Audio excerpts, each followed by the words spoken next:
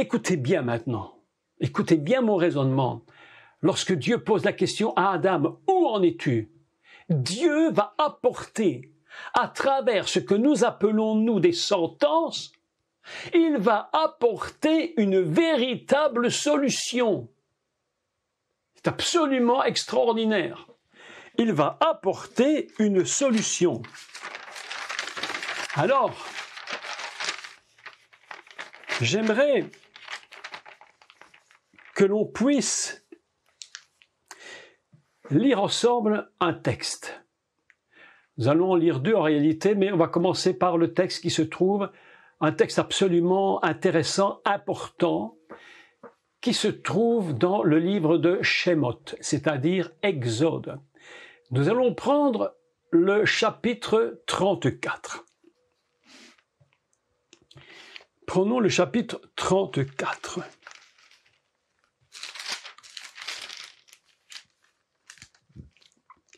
Au verset 5. D'accord?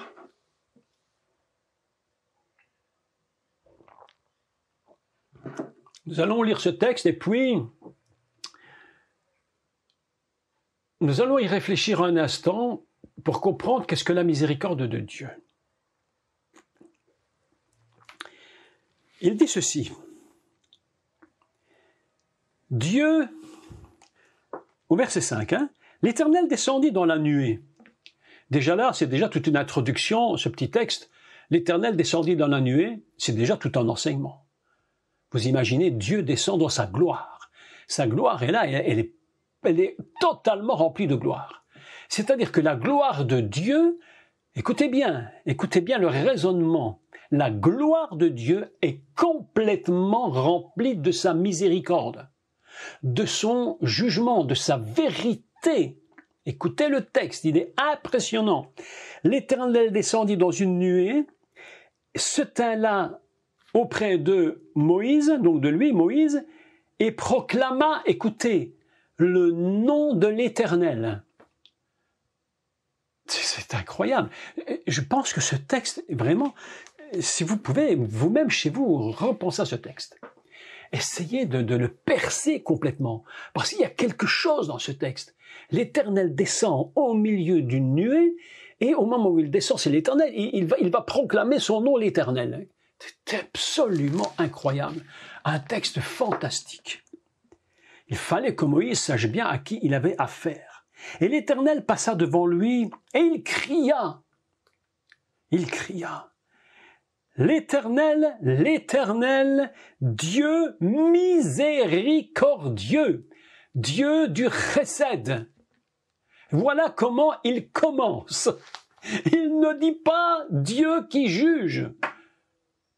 Il ne dit pas Dieu qui extermine. Il ne dit pas Dieu qui se fâche. La première chose qu'il va lier avec son nom, éternel, éternel, et il déclare son nom en rentrant dans la nuée. Non, mais attendez, c'est une histoire incroyable. Il rentre dans la nuée et tout d'un coup, sa voix se met à crier. Son nom, c'est moi, l'Éternel. Et Moïse dit, oh, c'est toi, Éternel, Éternel. D'écouter le texte, Dieu miséricordieux, Dieu de recède, mais c'est absolument incroyable. Dieu miséricordieux et compatissant, lent à la colère. Lent à la colère. Je vous ferai remarquer sur ce petit texte que lorsqu'il a vu Adam après la faute, il était très lent à la colère.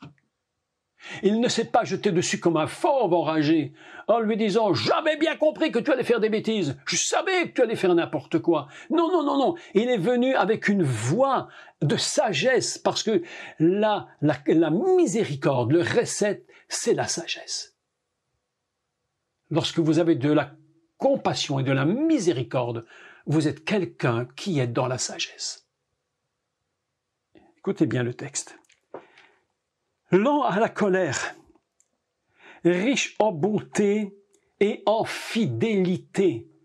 Ça, c'est une fameuse introduction. Une belle introduction. Qui conserve son amour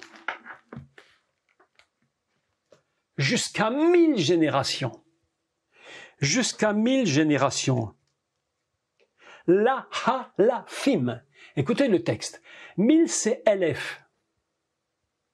Hahalafim, c'est 1000 au pluriel. C'est absolument amusant. 1000 au pluriel, c'est quoi 1000 au pluriel? Eh bien, 1000 au pluriel, Rachi, le commentateur, nous dit 1000 au pluriel, c'est minimum 2000. Voilà quelque chose d'absolument magnifique. La halafim, c'est Elef au pluriel, c'est-à-dire minimum 2000. Il est bon, miséricordieux, il est bon et miséricordieux jusqu'à la halafim, jusqu'à la halafim, minimum 2000. Ça, c'est quelque chose. Impressionnant. Minimum. On peut monter encore. Jusqu'à 1000 générations.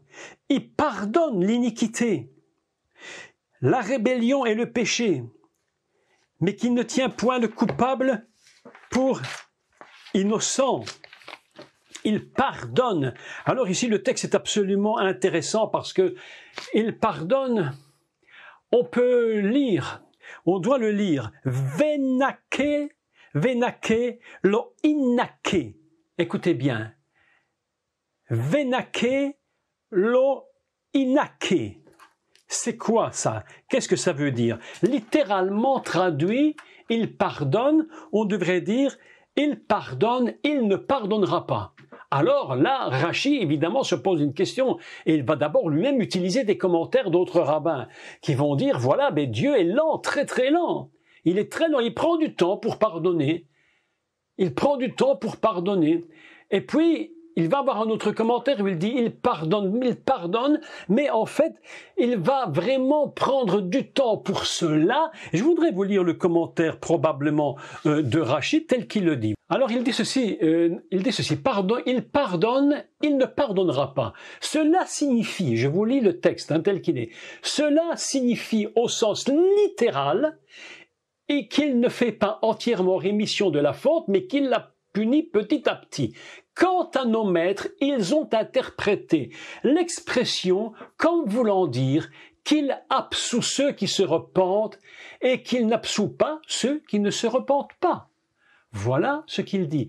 Il absout ceux qui se repentent et n'absout pas ceux qui ne se repentent pas. Autrement dit, il y a toujours une volonté de Dieu pour que la miséricorde soit effective, qu'il y ait de la repentance.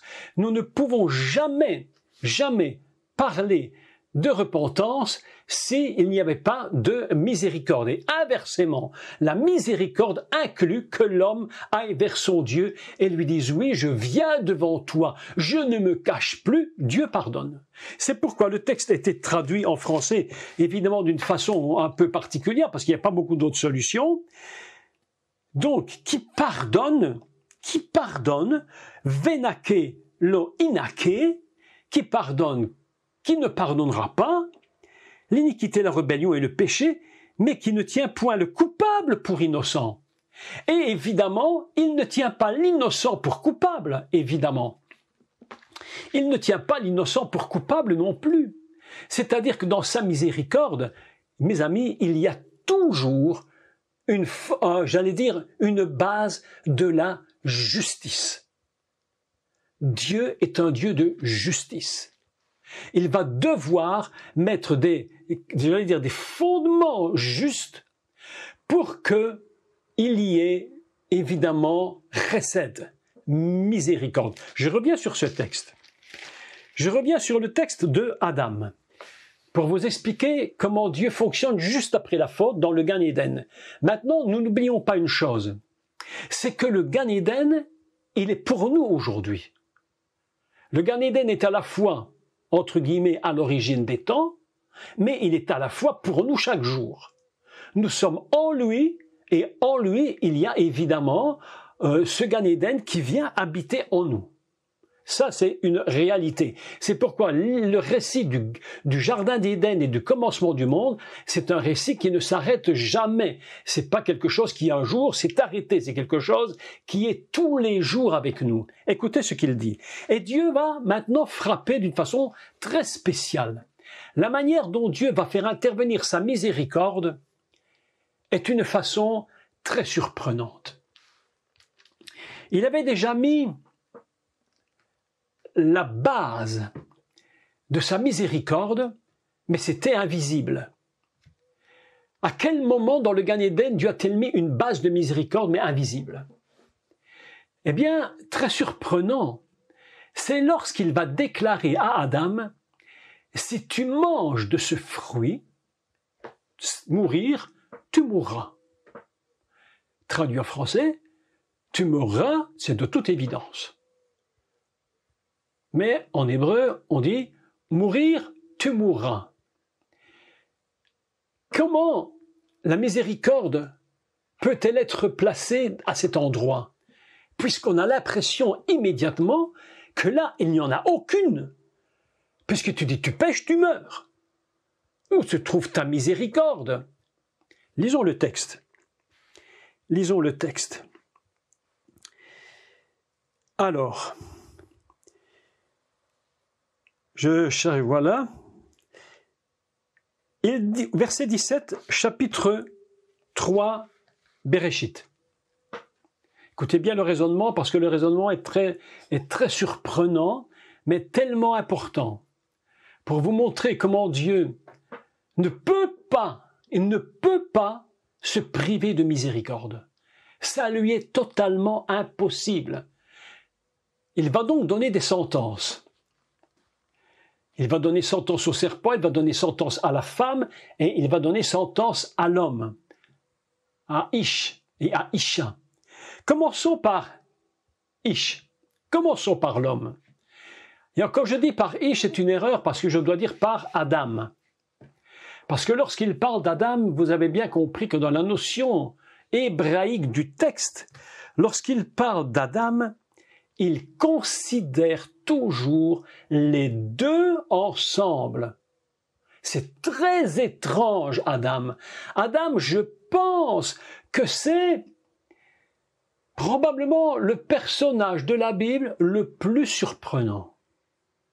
Nous avons de ces personnages incroyables comme Élie, Élisée, des gens absolument Moïse, Abraham, incroyables, mais on peut encore les cerner. Mais Adam, c'est extrêmement compliqué, parce qu'il est à la fois monsieur, il est à la fois le tout, il est à la fois l'homme, il est à la fois tout seul, il est à la fois ensemble, il est qui, il est quoi, il est le sang, il est sans le sang. C'est extrêmement compliqué, Adam. Parce que quand Dieu le regarde, son Adam, il regarde qui? Il regarde son humanité. Mais son humanité, c'est qui? Mais c'est moi et c'est toi. Toi, la femme. Ben, dans la tradition, la femme ne peut pas être Adam parce qu'Adam, c'est monsieur. Mais dans l'idée de Dieu, Adam, c'est les deux. Donc, quand il donne la sentence sur Adam, il donne la sentence à tout le monde. Lorsqu'il parle à la femme est inclue dans Adam, donc il donne aussi à Adam. C'est-à-dire que les deux sentences qui vont tomber sur Adam et sur Isha, en réalité, écoutez bien, elles sont absolument incroyables parce qu'elles contiennent le secret, à la fois, je dirais, comment l'expliquer, de la punition. Si tu pèches, tu meurs. Mais, écoutez ceci, et lisons le texte maintenant. J'espère que je ne suis pas trop compliqué, mais c'est important de comprendre le secret de la miséricorde cachée dans la sentence. Il dit à l'homme, puisque tu as écouté, donc à Adam, il dit à Adam, puisque tu as écouté la voix de ta femme et que tu as mangé de l'arbre au sujet duquel je t'avais donné cet ordre, tu n'en mangeras point, le sol sera maudit à cause de toi. C'est à force de peine que tu retireras ta nourriture tous les jours de ta vie. Il te produira des épines et des ronces. Tu mangeras de l'herbe des champs, c'est la sueur de ton nez ou de ton visage, que tu mangeras du pain jusqu'à ce que tu retournes dans la terre d'où tu as été pris. Et voilà le secret. Tu retourneras dans la terre d'où tu as été pris, car, écoutez bien, le texte est très étrange. Car tu es poussière. Est-ce que Adam est poussière? Non. Il est chair. Et comment est-il devenu chair? Parce que Dieu a façonné son Adam. Il a pris de la poussière. Et probablement, très probablement, il a façonné. Qu'est-ce que c'est de la poussière? La poussière, c'est quoi? C'est de la boue, c'est de la terre avec de l'eau. Mais il lui dit, écoute, maintenant tu n'es plus que poussière, comment se fait-il que tu n'es plus que de la poussière? Et puisque tu es poussière maintenant, tu n'as plus qu'une solution. Jamais, jamais, Dieu va lui dire, écoute maintenant, il n'y a pas de solution pour toi. Non, tu es poussière et écoute bien, tu retourneras dans la poussière. Alors on peut se dire, mais ça c'est la catastrophe, c'est la punition, mais la plus terrible. Mais en réalité, qu'est-ce que Dieu est en train de faire? Où se cache la miséricorde de Dieu dans une sentence pareille? On a l'impression que cette sentence est vraiment la dernière des choses qui pouvaient arriver. Mais voilà que nous apprenons une chose, c'est que dans cette poussière qui le met, écoutez bien le raisonnement, Dieu le remet dans l'état d'origine. Il aurait pu l'exterminer à tout jamais et lui dire « t'as péché, c'est fini, tu disparais à tout jamais, je ne veux plus même entendre un mot ni rien ne voir de toi, tu n'existes plus, c'est fini ». Dieu dit « non ».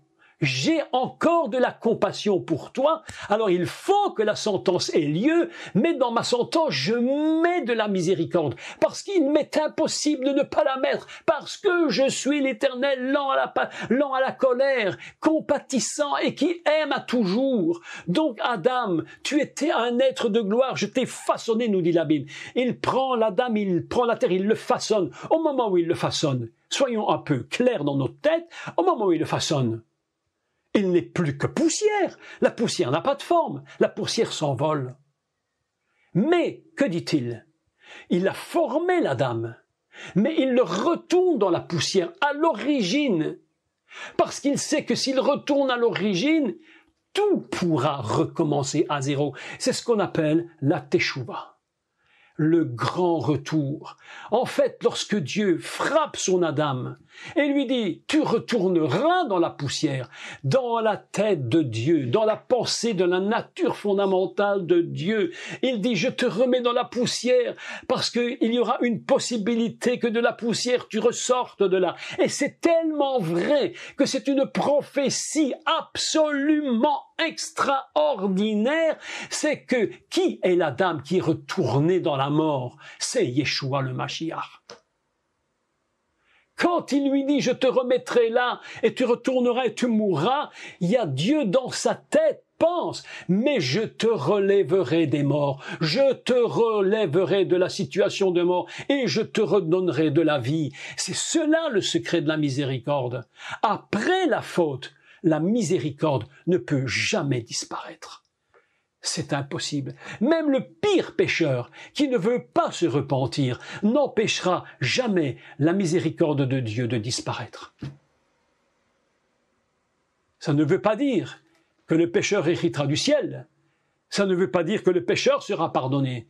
Mais ça veut dire que de toute évidence, si le pécheur sera le seul responsable, mais la miséricorde de Dieu dure à toujours. Car ta miséricorde, qui, Léolam, Rasdo, car à toujours est ta miséricorde, à toujours est ta miséricorde. Je te sortirai si tu m'écoutes, si tu écoutes ma voix. Pourquoi, dit-il à Adam, tu retourneras dans la poussière, tu mourras? Parce qu'il sait très bien qu'il faut que l'Adam retourne là où il était pris pour pouvoir reprendre vie. On ne reprend pas vie autrement qu'en retournant dans la source originelle qui nous a pris et qui nous a formés. C'est-à-dire que là, dans ce qu'on croit être une terrible punition, et qui en est une, en réalité, nous découvrons la miséricorde de Dieu.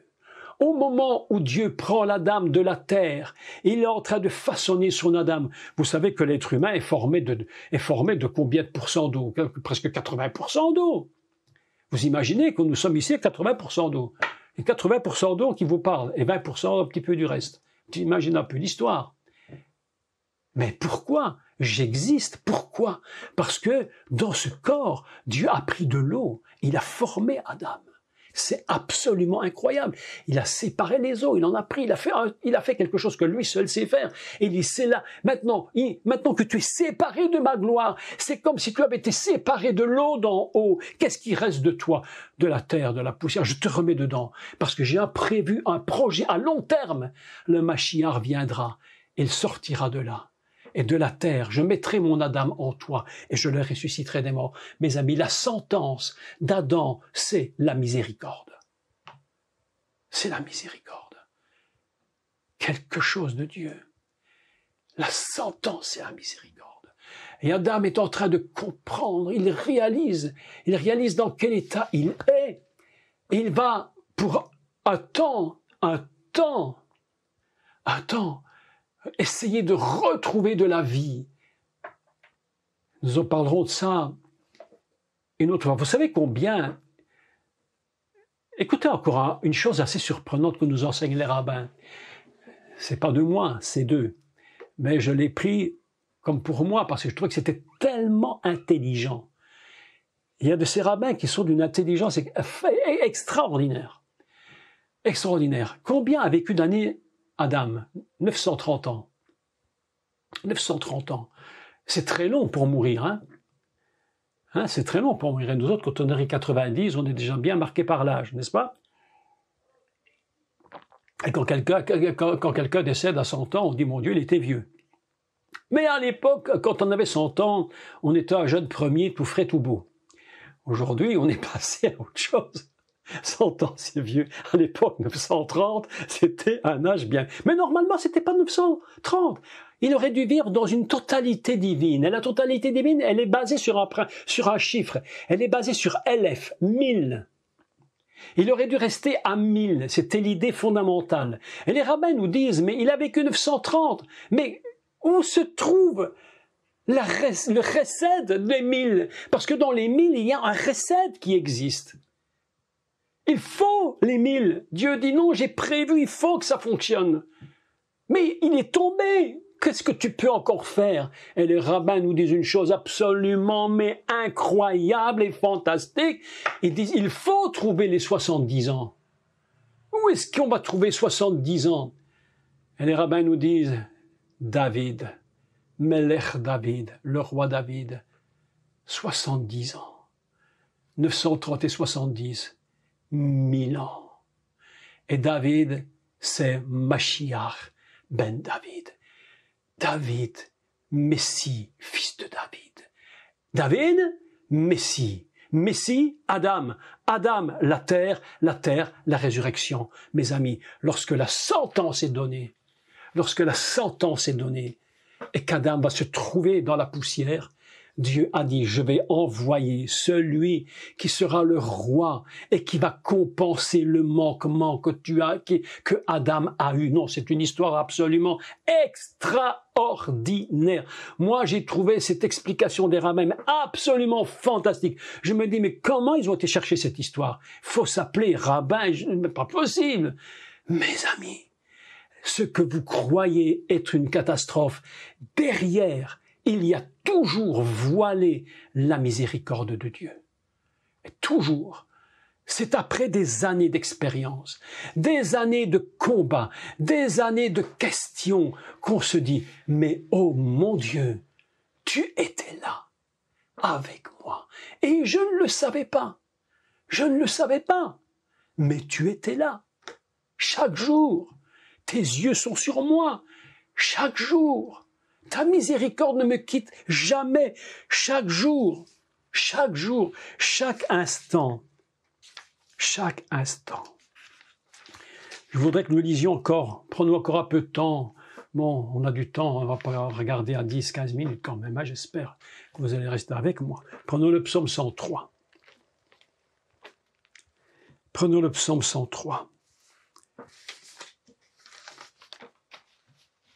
Un texte absolument merveilleux. Je pense que il était impossible que David n'ait pas repensez à toute cette histoire de l'homme dans le Gan Éden. Il était plongé dans la Torah. David était un homme de Torah, plongé nuit et jour dans la Torah. Ses idées étaient fixées là-dessus. Écoutez le psaume 103 et lisons-le à partir de 7, du verset 7. On pourrait lire tout, mais c'est pas le but. Le but, c'est de parler de la miséricorde. Écoutez, à partir de... Donc, il parle de l'Éternel. Mon âme bénit l'Éternel. C'est déjà magnifique comme introduction. Mon âme bénit l'Éternel. Non, c'est que ça vient du cœur. Mon âme te bénit. J'ai ta âme te bénit. Verset 7. Il a manifesté ses voies à Moshe. Écoutez bien. Ses œuvres aux enfants d'Israël. L'Éternel est miséricordieux et il est compatissant. On lit en hébreu, il est chesed. Il est miséricordieux. Il est chesed. Lent à la colère. Vous voyez que David a été chercher Shemot. Il a été chercher le texte. Il fait son psaume. Lent à la colère. Riche en bonté, il ne conteste pas sans cesse. Il ne garde pas sa colère à toujours. Vous imaginez qu'il aurait pu dire à Adam, c'est fini, fini. Mais lui dit non, c'est pas fini, fini. J'ai un but, j'ai un projet. Je vais arranger ton problème. Je vais te sortir de là une seconde fois. C'est extraordinaire. C'est pourquoi le mot chesed est connecté avec les phrases suivantes. Il ne garde pas sa colère à toujours. Il ne nous traite pas selon nos péchés. Il ne nous punit pas selon nos iniquités. Ça veut dire quoi? Ça veut dire qu'il ne te punit pas? Non. Ça veut dire que même lorsqu'il met la sentence, il a la miséricorde et il trouve la solution pour te sortir de là. Quand nous allons saisir cette vérité que je vous enseigne ce soir, l'amour de Dieu, cet amour incroyable que Dieu nous a porté. Mais si nous sommes là ce soir, mes amis, dans un monde tourmenté, c'est pas par hasard. Est-ce que tu crois que c'est simplement par choix? Oui, par choix, mais soutenu par quoi? Par le chesed, sa miséricorde. Mais autant les cieux sont élevés au-dessus de la terre, autant sa bonté est grande pour ceux qui le craignent. Autant l'Orient est éloigné de l'Occident, autant il éloigne de nous nos transgressions. Comme un père fait le chesed à ses enfants, l'Éternel a compassion de ceux qui le craignent. Qu'est-ce que Dieu attend de Adam? Il attendait de Adam qu'Adam revienne et qu'il lui dise oui, j'ai fait l'erreur. Mais Adam était tellement à côté de la plaque, il a dit mon ami, écoute, tu me demandes quoi? Tu me demandes quoi? Mais c'est pas ma faute, dit Adam. Écoute, c'est pas ma faute. Il dit à Dieu, c'est ta faute à toi. C'est ta faute à toi. C'est pas moi. C'est la femme que tu m'as donnée. Tu me l'as donné, si tu ne me l'avais pas donné, ce ne serait pas arrivé. Mais puisque tu me l'as donné, c'est toi le coupable. Vous voyez l'état de l'humain. Et puis on s'étonne que Dieu dit, que les hommes se demandent, est-ce que Dieu existe? Mais tu as tout fait pour pas croire qu'il existe. Alors que réellement, Dieu est compatissant. Dans ses sentences, dans toute situation de nos vies, quelle qu'elle soit, regarde toujours en dessous ce qui se cache. Et ce qui se cache, c'est sa miséricorde, son amour, sa sagesse. Il t'a mis là. Écoute, je vais te dire une chose et je vais bientôt clôturer. Écoute-moi bien et écris ce que je te dis. Tu es là où tu dois être, au moment où tu dois être, pour la chose que tu dois faire maintenant, et point final. Et ne te pose pas de questions inutiles. Tu es là où tu dois être, pour faire ce que tu dois faire. Ne te fâche pas, ne t'énerve pas, fais seulement avec amour ce que Dieu te dit. Remercie-le pour le lieu où tu es. Remercie-le pour le temps dans lequel tu te trouves, parce que le temps dans lequel tu te trouves, c'est ton temps. Et ton temps, c'est le temps du Messie. C'est le temps du Seigneur. Et si tu ne vois pas les choses, sache que sa miséricorde est en dessous de tout. Je vous ai dit la semaine passée que le mot Elohim se divise en deux. El, valeur 13, l'amour. Les 3 autres lettres, 55. Kala, l'épouse. Mais elle, c'est quoi elle? Elle, c'est Aleph. Le plus élevé, Lamed, c'est apprendre. C'est la lettre qui nous dit apprends, apprends l'amour de Dieu, apprends que Dieu t'aime. Épouse, apprends que Dieu t'aime. Ne te fâche pas. Tu es là au bon moment, pour la bonne chose, au bon endroit, et Dieu te soutient par miséricorde, parce qu'il sait que c'est ton moment et ton heure, parce que si tu étais ailleurs pour faire autre chose, tu t'écroulerais.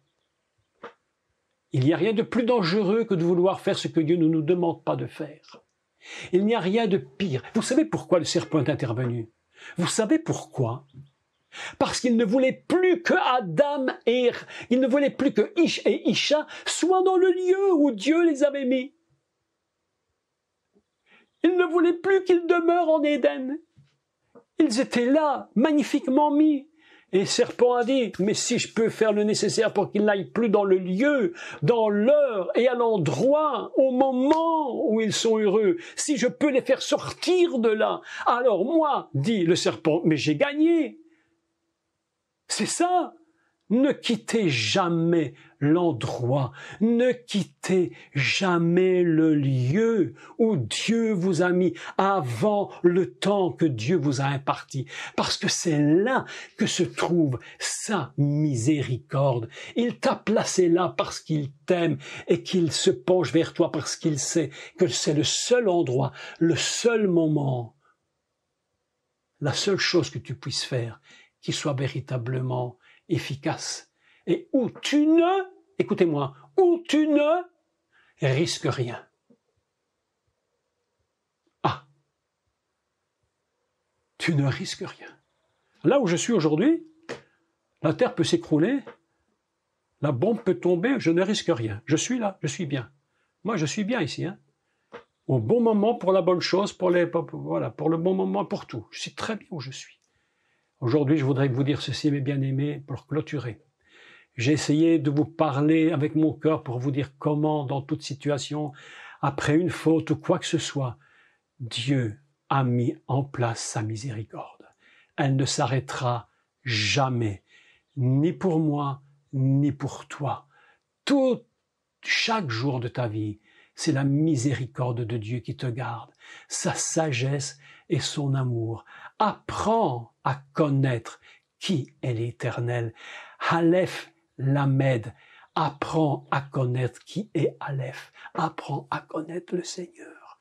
Et là, tu vas te trouver dans une paix profonde, dans un moment de joie intense. Tu vas dire, je suis tellement bien. Pourquoi quitterais-je cet endroit? Dieu m'a mis là. Vous savez, tout est une question de vue. Comment voyons-nous nos situations? Comment les regardons-nous? Il y a 2 cas de figure. J'ai connu 2 cas de figure, un homme et une femme qui ont été à Auschwitz. À Auschwitz, un homme il est sorti d'Auschwitz et il a renié Dieu pour toujours. Renié Dieu. Une femme a été à Auschwitz, elle a reconnu Dieu, malgré les situations compliquées. Un voit et l'autre ne voit pas. Un apprend et l'autre n'apprend pas. C'est pourquoi je vous en supplie, mes amis. Aujourd'hui, je vous laisse avec cette parole très importante. La miséricorde de Dieu est dans tes situations. Toujours. Même si tu as fait une faute, un péché, une erreur, reviens à Dieu. Ne te cache pas de lui. Sa miséricorde dure à toujours.